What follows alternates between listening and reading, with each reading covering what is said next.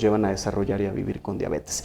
Esa es la verdadera causa. Hola, ¿qué tal amigos de Salud 180? El día de hoy, como en otro podcast, vamos a hablar de un tema muy importante, un problema que aqueja a varios mexicanos y es el tema de la diabetes. Y para esto tenemos al doctor Claudio Florentini de El Lilly México, quien nos va a hablar de este tema. Mucho gusto, doctor, y gracias por estar en el podcast. Brandon, mucho gusto, muchísimas gracias por la invitación y un saludo a todo tu auditorio de Salud 180. Muchas gracias, doctor. Me gustaría entonces comenzar con la primera pregunta y creo que lo primero que hay que preguntarnos, en lugar tal vez de qué es la diabetes, preguntarnos qué es el azúcar y por qué nos hace tanto daño o por qué la necesitamos también. Claro que sí, me parece una pregunta muy importante, Brandon. Hay que empezar por el hecho de que el azúcar es justamente el alimento de todas nuestras células. A nivel corporal, nuestro cerebro, nuestros órganos, nos alimentamos de glucosa, de azúcar, y es importante consumirla en la dieta porque es lo que nos va a permitir mantener esa energía que nos hace funcionar a lo largo del tiempo. Ahora, como tú lo decías hace un momento, es importante mencionar que cuando tenemos un excedente de esta glucosa, por ejemplo, cuando vivimos con diabetes, que si quieres ahorita profundizamos en la definición, en la epidemiología, cómo está la situación de nuestro país, cuando tenemos esta acumulación de azúcar, puede ser deleterio o peligroso para nuestros pacientes porque al final de cuentas nos va a generar una serie de complicaciones de las que vamos a platicar más adelante. Perfecto. Y justo hablando de esta parte del azúcar, la necesitamos para que nuestras células funcionen. Pero Correcto. ¿qué es lo que pasa cuando tenemos más azúcar en el cuerpo? Cuando tenemos más azúcar en el cuerpo, se generan una serie de reacciones internas, es decir, reacciones inflamatorias, reacciones de oxidación, que al final de cuentas llevan a que varios de nuestros órganos puedan dejar de funcionar. Esto, hablando de un paciente que vive con diabetes, cuando no existe un control adecuado de la enfermedad, es decir, que los niveles de azúcar están por encima de los recomendados. Ahora, existen diferentes tipos de diabetes. Las Correcto. más comunes es la diabetes tipo 1 y la diabetes tipo 2. Correcto. ¿En qué se diferencian cada una de ellas? Esa es una excelente pregunta. De hecho, si me permites agregar, el 90% prácticamente de las diabetes que vemos son diabetes tipo 2. Tenemos también un 10% que va a tratarse de otros tipos de diabetes, pero dentro de las cuales una de las más comunes dentro de ese 10% es la diabetes tipo 1. Se diferencian principalmente en un tema. Los pacientes con diabetes tipo 1 tienen la muerte de las células que están encargadas de producir insulina, que es la hormona que nos va a ayudar a metabolizar o absorber la glucosa a la circulación para que nos pueda dar este efecto del que hemos venido platicando de nutrir a las células y ayudarnos a realizar nuestras actividades con la energía que necesitamos. Entonces, las células alfa que se encuentran en el páncreas, que es este órgano que está dentro de la vía digestiva, que nos permite producir insulina y otras hormonas, las células alfa generalmente y las células beta están encargadas de regular la glucosa. En el caso de los pacientes con diabetes tipo 1, tenemos la muerte de las células beta del páncreas, que son las encargadas de producir esta hormona, y entonces los pacientes con diabetes tipo 1 tienen una deficiencia total de insulina. Son los pacientes en los que anteriormente les conocíamos como insulinodependientes. ¿Por qué? Porque desde que se detecta esta enfermedad, que generalmente, no es regla, pero generalmente se detecta en etapas tempranas de la vida, son los pacientes que requieren un control a lo largo de sus vidas con insulina. Eso es diabetes tipo 1, que te digo es parte de ese 10% de las diabetes que vemos. Ahora, el otro 90% es diabetes tipo 2, que es una enfermedad crónica que está caracterizada por un componente genético, pero también por un componente medioambiental. Aquí también vamos a tener una disminución de la producción de insulina, o lo que puede llegar a suceder es que la insulina que estamos produciendo no está funcionando de la manera adecuada en donde debería de funcionar y los pacientes tienen alteraciones para metabolizar estos azúcares. Y obviamente está asociada a ciertos factores adicionalmente del genético, a la parte medioambiental, es decir, un exceso de peso, exceso de consumo de alcohol, un estilo de vida sedentario, etc. Entonces, esa es la diferencia entre ambos tipos de diabetes. Me gustaría a lo largo de esta charla enfocarme un poco más en la diabetes tipo 2. Pues la pregunta que realice va a ser como para la diabetes tipo 2 porque serían como diferencias tanto en los síntomas como en el tratamiento. Por supuesto. Me gustaría preguntarle, justo hablando de cuando también hablamos de prediabetes. Correcto. Es decir, ya los niveles de azúcar están alterados en nuestro cuerpo. Correcto. ¿La prediabetes ya es un signo de que vamos a tener diabetes en un futuro?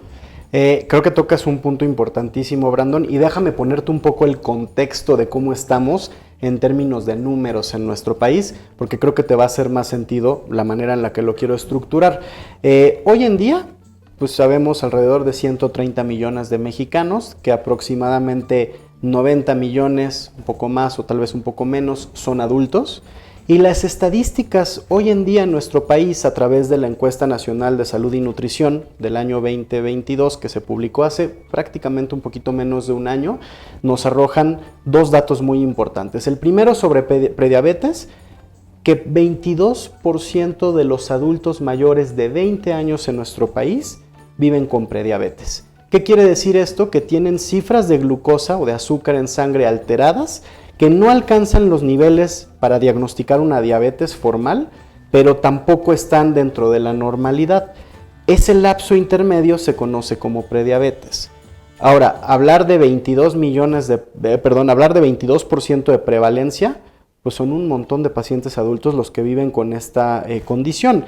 Lo importante de la prediabetes es que un cuarto de los pacientes, es decir, un cuarto de este 22%, puede evolucionar o progresar a diabetes mellitus tipo 2 en un lapso de 3 a 5 años. Entonces, al final de cuentas, el riesgo de que los pacientes con prediabetes evolucionen o progresen a diabetes como tal es elevado. Eso como prediabetes. Si nos vamos a los números de diabetes, sabemos que hay un 18.3% de prevalencia de diabetes en el adulto en nuestro país. Estamos hablando de números enteros, alrededor de 14.6 millones de personas adultas que hoy viven con diabetes.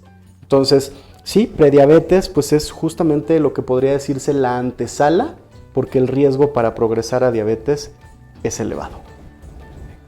En este caso de la prediabetes, ¿ya es una alerta para que tengamos cuidado? Tener prediabetes nos debe de hacer este llamado a la acción para que consultemos a un médico, a nuestro médico que esté facultado para poder tratarnos con este tema. El día de hoy hay intervenciones tanto del estilo de vida como farmacológicas que nos pueden ayudar a retrasar, es decir, a tratar la prediabetes y a retrasar la aparición o la progresión de la diabetes. Esto, sí, al final de cuentas, vivir con prediabetes nos quiere o nos indica que tenemos que acercarnos a un profesional de la salud facultado para tratar de evitar esta progresión a diabetes como tal. Y ahora me gustaría preguntarle acerca de los síntomas. ¿Cómo nos estamos dando cuenta que esto, si no tenemos también el aparato para medir el azúcar, si vamos al doctor no constantemente, ¿cómo podemos darnos cuenta de ese tipo de síntomas? Y creo que es una pregunta muy valiosa. Al final de cuentas, mucho de lo que caracteriza específicamente a diabetes tipo 2 como enfermedad es que muchos de estos síntomas suelen aparecer ya mucho más adentrados en la enfermedad, ¿no? Los síntomas clásicos que conocemos de diabetes son específicamente las 3 P's, podríamos decirles, ¿no? La primera es polifagia, es decir, un incremento en el apetito de los pacientes. ¿Por qué? Porque aunque el paciente esté consumiendo alimentos, como platicábamos, no está absorbiendo ni metabolizando adecuadamente la glucosa de esos alimentos. Entonces, la percepción en el cerebro es que seguimos teniendo apetito. ¿Sale? Entonces, esa es la primer P, polifagia, comer mucho. Después tenemos polidipsia. Al final de cuentas, la polidipsia es un aumento en la sed en los pacientes. Y esto tiene que ver, al final de cuentas, porque las concentraciones incrementadas de azúcar en nuestra sangre hace también que utilicemos de diferente forma los electrolitos y los líquidos en el cuerpo, y eso nos da un aumento en la sed del paciente. Y por último, tenemos poliuria. Esto quiere decir que los pacientes acuden a orinar muchas veces durante el día, y esto también tiene que ver, por supuesto, con el incremento de líquidos a través de la polidipsia. Entonces, estas 3 Estas 3 P's que estamos comentando son los principales síntomas. Pueden agregarse a otros síntomas, por ejemplo, como visión borrosa. Esto sucede cuando los pacientes ya tienen un descontrol un poco más importante, pero al final de cuentas te decía Brandon que estos síntomas suelen aparecer ya en etapas pues un poco más avanzadas de la enfermedad. Entonces esto me lleva a compartir contigo que hay un gran subdiagnóstico de diabetes en nuestro país. De ese 18.3% de prevalencia de adultos que viven con diabetes en nuestro país, alrededor de un 5% no está diagnosticado. Entonces es importante que si nos conocemos como pacientes de riesgo, es decir, ya tenemos prediabetes, o tenemos familiares directos, padres o abuelos o tíos que han tenido diabetes tipo 2, es importante que nos acerquemos con nuestro médico y que podamos tener pues revisiones de rutina para que podamos encontrar el problema en el momento correcto, iniciar una terapia de manera temprana y que esto obviamente se refleje en mejores condiciones de vida para los pacientes. Por último, doctor, me gustaría hacerle una última pregunta. Adelante. En este caso, cuando a veces nos referimos a la diabetes, existe algunos mitos, ¿no?, que tenemos, claro, como de me dio diabetes porque me dio un susto, o me dio diabetes porque de repente tuve un problema que me hicieron enojar y por eso se me disparó el azúcar.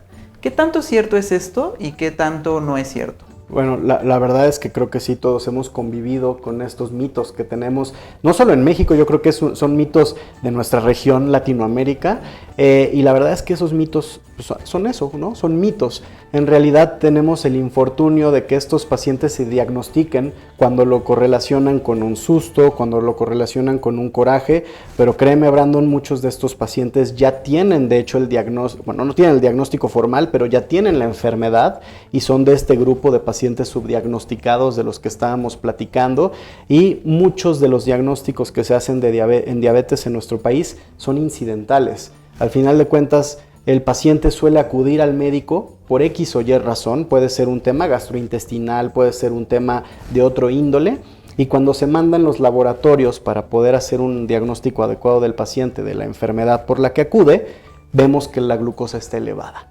Y entonces ahí es donde es nuestra responsabilidad sensibilizar al paciente, hablar del tema, ¿no?, y orientarlo, ya sea para que acuda a un profesional de la salud facultado para tratar la enfermedad o que nosotros le demos esa orientación para el manejo de la enfermedad. Desafortunadamente hay muchos mitos alrededor de la diabetes, así como enlistaste el del susto y el del coraje, podríamos enlistar muchos más, pero nada más para aterrizar la respuesta a la pregunta es, hoy sabemos que hay múltiples causas que nos llevan a desarrollar y a vivir con diabetes. La piedra angular o de la que siempre hemos hablado es la disminución de la cantidad de insulina en el páncreas, que nos ayuda a metabolizar este azúcar, pero sabemos que hoy diabetes es una interacción de múltiples circuitos, es decir, al día de hoy hay identificadas 8 o más causas que nos pueden llevar a desarrollar diabetes, una de ellas la disminución de la secreción de insulina, pero tenemos otros tópicos, por ejemplo el sobrepeso está íntimamente relacionado con la parte de diabetes. ¿Por qué? Porque hoy sabemos que el sobrepeso y la obesidad producen inflamación. Esta inflamación nos lleva a tener resistencia a la insulina, que pues es también una parte de la antesala de la diabetes. Hoy sabemos que el cerebro es importante para el desarrollo de diabetes, sí, porque el cerebro es quien nos dice cuánto y qué comemos. Cuando está alterada esta parte de los neurotransmisores a nivel cerebral, los pacientes comen más. Y es este círculo vicioso de comer más, tener más tejido graso, tener más inflamación y desarrollar diabetes. Hoy sabemos que los pacientes con diabetes también tienen una disminución de ciertas hormonas intestinales que nos ayudan a mantener un adecuado control de la glucosa.